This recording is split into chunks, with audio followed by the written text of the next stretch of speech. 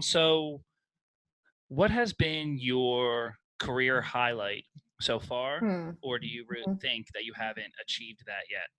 Ooh, I like Is it that. still to be determined That future? twist. Dun dun Um, dun. I'm gonna give you a twist to your twist. All right. I think it's both.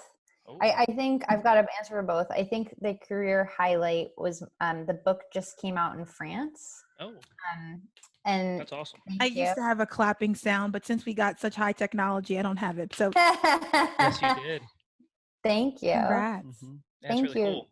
Yeah, it's for me, because the last chapter takes place in Paris. Paris is like my be all end all favorite city.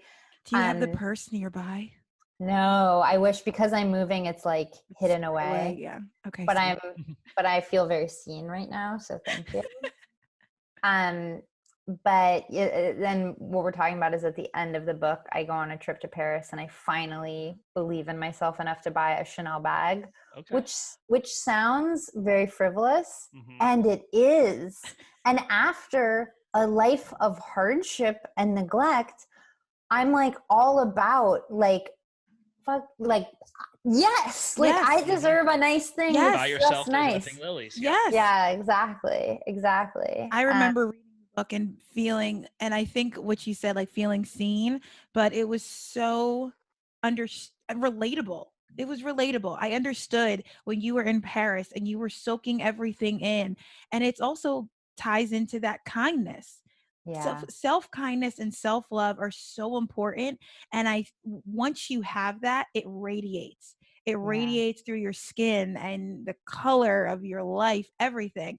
And so I felt that. So when you got that bag, when you waited in line and you knew exactly what you wanted, I was like, "Yes, queen, get it." I was so hyped for you. So Oh, I yeah. truly believe that. I am a big believer in that as well. But sorry, keep Yeah. going. I keep No, thank you. interrupting. No, I love that. And yeah, so like having the book actually come out in France was sort of just, if you'd cut back to 30-year-old me who barely thought she was worth that bag, but decided to do it anyway. And then 5 years later, it's like a hit in France, like the book and this chapter, Mm. that was crazy. But then I'd also say that every time you get to some career goal you've set for yourself, it's never enough. Mhm. And it's never like Mm-hmm. the book just crossed selling over 100,000 copies. It's in 5 languages. It's Nice. That's like, awesome. thank you.